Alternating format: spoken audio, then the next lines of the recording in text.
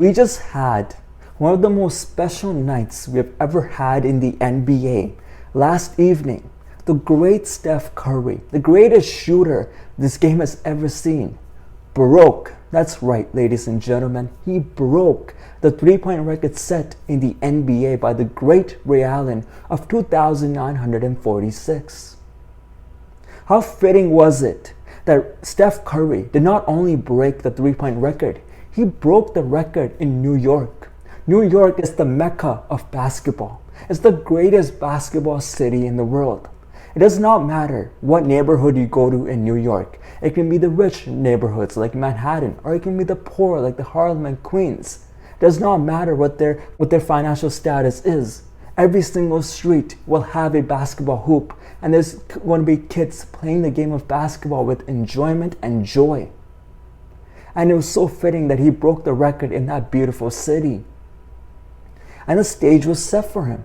The stage was set. It was New York. And you had stars of stars in the Madison Square Garden. You had the likes of Spike Lee, one of the greatest directors we've ever had in Hollywood, an Oscar-winning director. You had the likes of Jon Stewart, who was one of the greatest comedians we've ever had on TV. And you had other megastars in the building came to see Steph Curry do his thing. The night started off on NBA TNT. You had the likes of Charles Barkley, who is a top 50 player to ever play in the NBA and an MVP. You had the likes of Kenny Jet Smith, who is a 2-time NBA champion. You had Ernie Johnson, who you could argue is one of the greatest TV hosts we've ever had, and Shaq, who's a top 10 player to ever play in the NBA. And they talked glowingly and they talked positively about what Steph has done in the league. They talked about his greatness. You had the likes of Charles Barkley talking about how Steph is going to make this record unattainable, unachievable by other players. Shaq talked about how Steph is one of his favorite players to watch in the NBA. And obviously Ernie and Jet talked about the greatness of Steph. Then they interviewed the previous holders of the record. You had the likes of Reggie Miller and Ray Allen, who you could argue top 5 shooters we've ever seen in the NBA, come and they talked glowingly about Steph Curry. They talked about his greatness. They talked about how he's changed the game.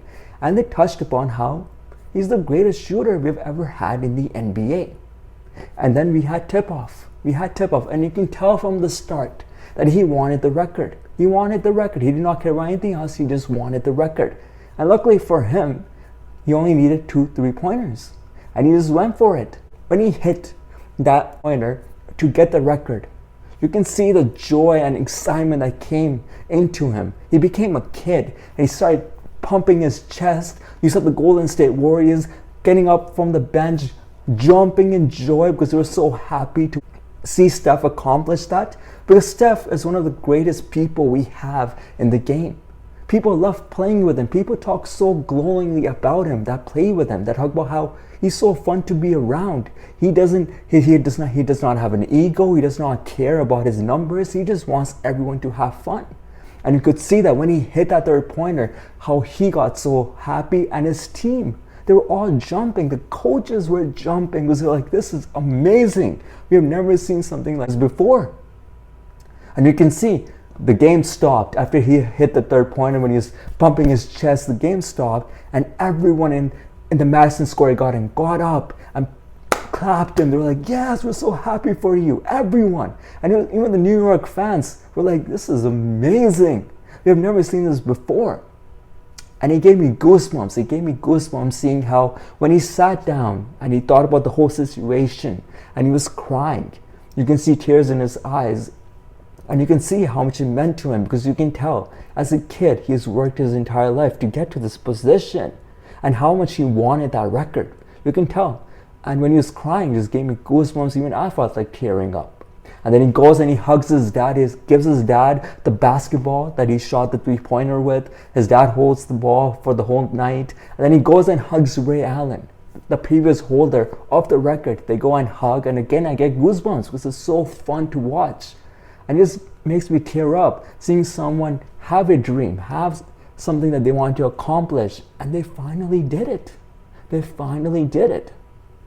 But let's talk about Steph for a second, all right? Let's talk about Steph. Let's talk about the ways that he has changed this game forever. Because we need to start giving Steph the credit, because the way that he has changed this game is amazing.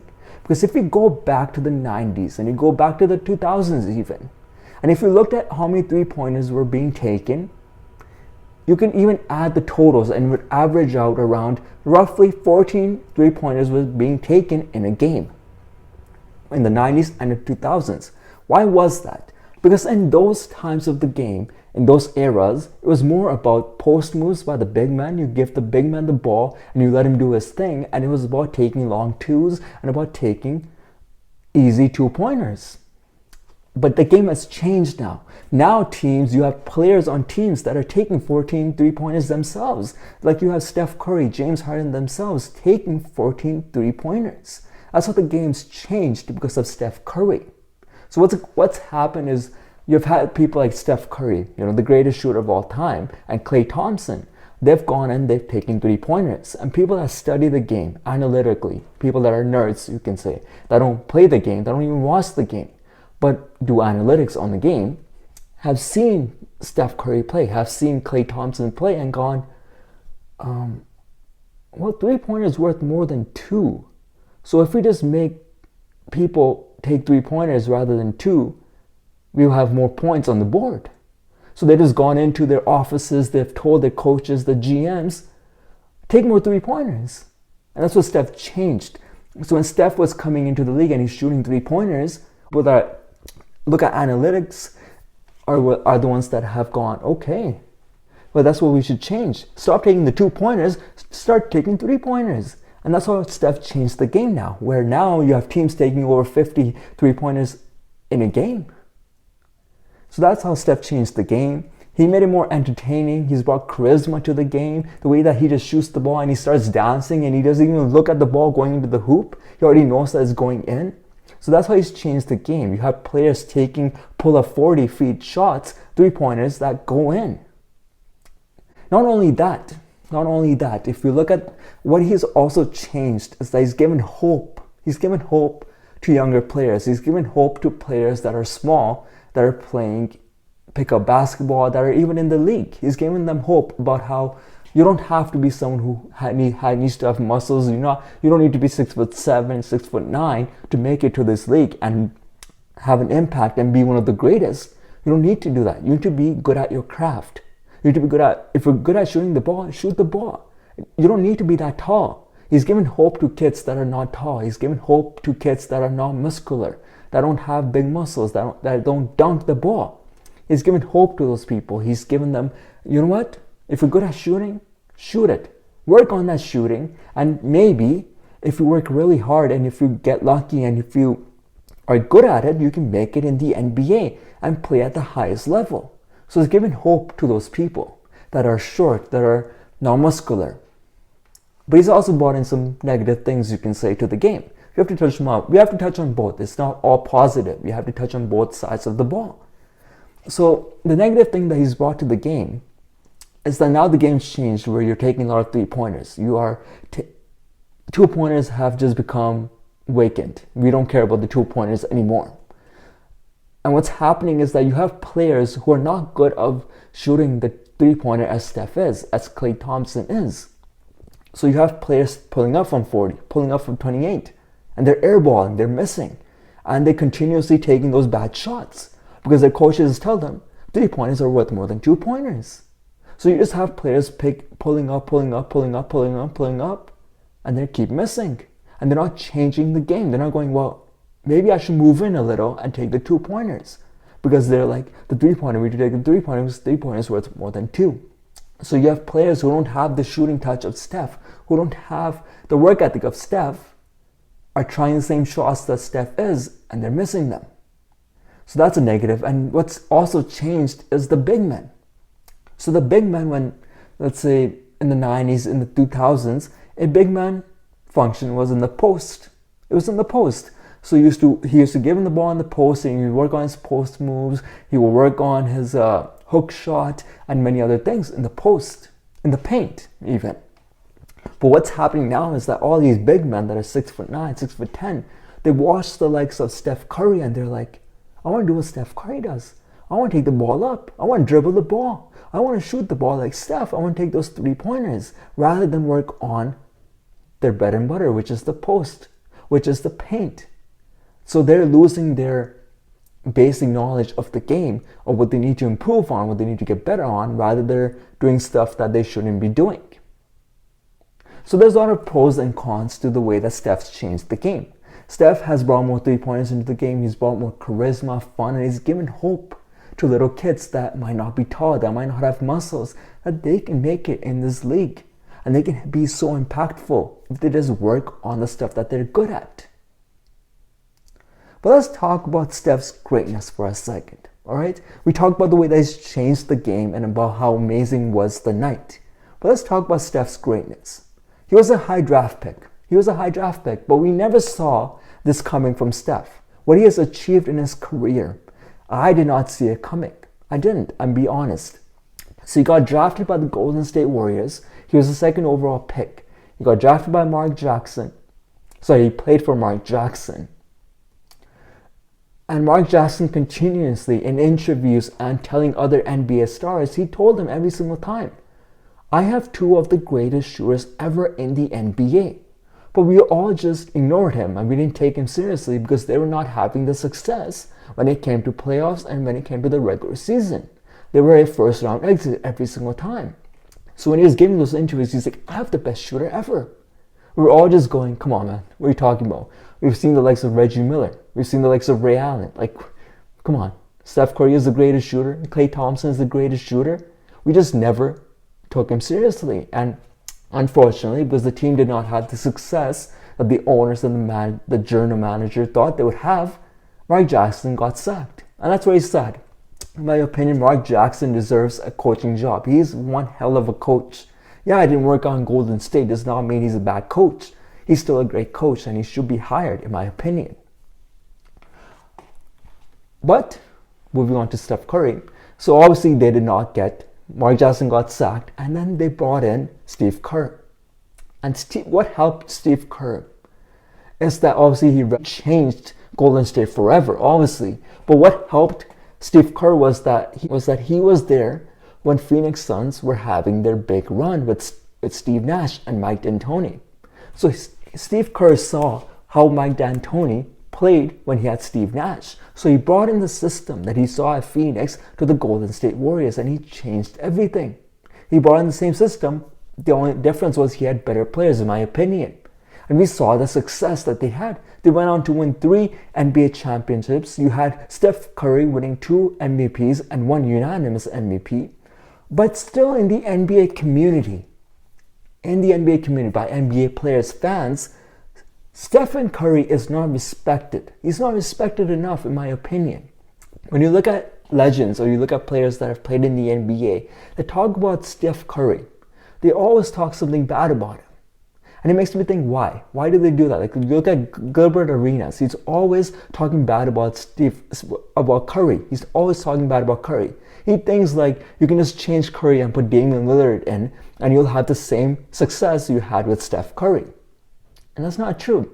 And I think the reason that they talk really badly about Steph Curry is because Steph Curry is not big, right? We have this image in our head, and they have an image in their head that to win an NBA championship, you need to be 6'7", you need to be 6'10". Those are the people that win championships. So those are the ones that are the driving force for the teams to win the NBA title. No so small point guard should win an NBA title. And they talk about how he only plays one side of the game, that he's just an offensive force. He does not play defense. And other teams actually attack him on the defensive side of the game. But that's true. You know what? Back in the day, I would agree. Back in the day, Steph Curry was not a great defender. But he's changed. If you look at his body, just look at the way his body's changed. He's put on muscle. He's playing great defense now. Now and today, for the past 2 seasons, in my opinion, Steph Curry is playing great defense. He's challenging other point guards. He's getting great steals. And he's putting himself in a great position to get the ball from the other defenders. And obviously, I think a couple of years ago, he was not a good defender. He was skinny, and they were able to attack him on the offensive side of the game. But that's changed now. And another reason that I think they don't respect him enough is because he's never won a Finals MVP. He's won 3 trophies, but he's never won a Finals MVP. And people hold that against him. And I don't think that's right. People think that he was just a passenger on the bus rather than the guy who was driving the bus. And I don't agree with that. I think he was driving the bus. It's absolutely pathetic how he did not win the MVP when they won the first ring with the Golden State Warriors. He should have won the MVP over Andre Iguodala.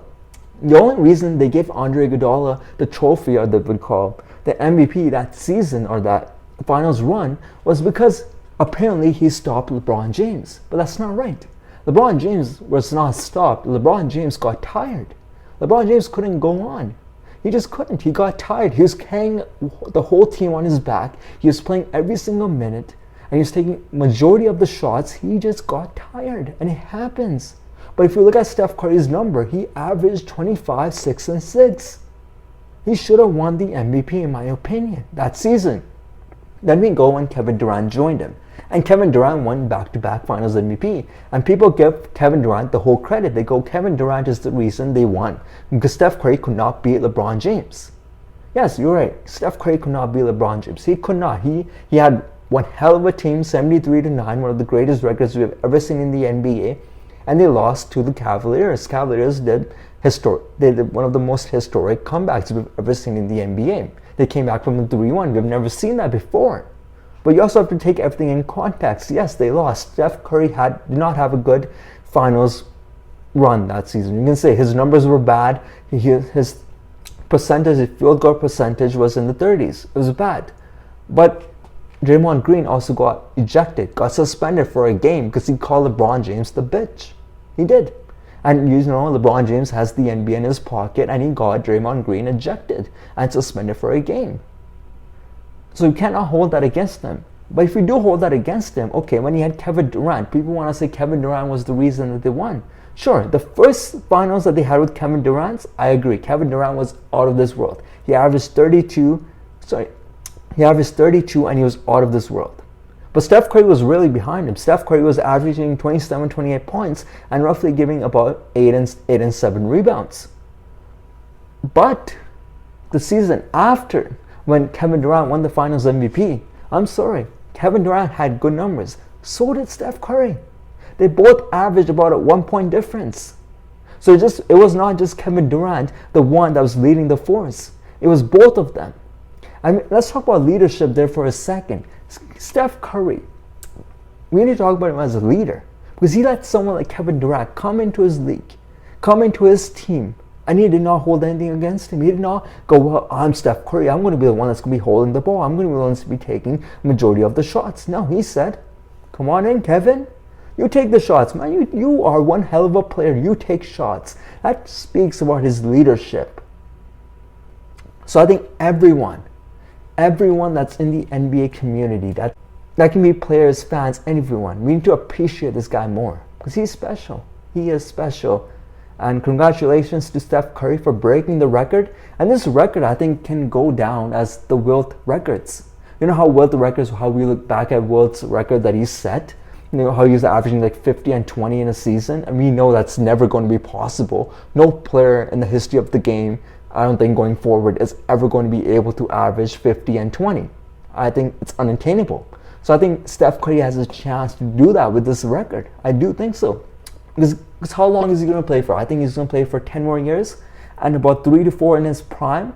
And he can put that record to about 6,000. He easily could. So Steph Curry is he is the greatest shooter we've ever seen in this game. Let's appreciate him more because he's a special, special player.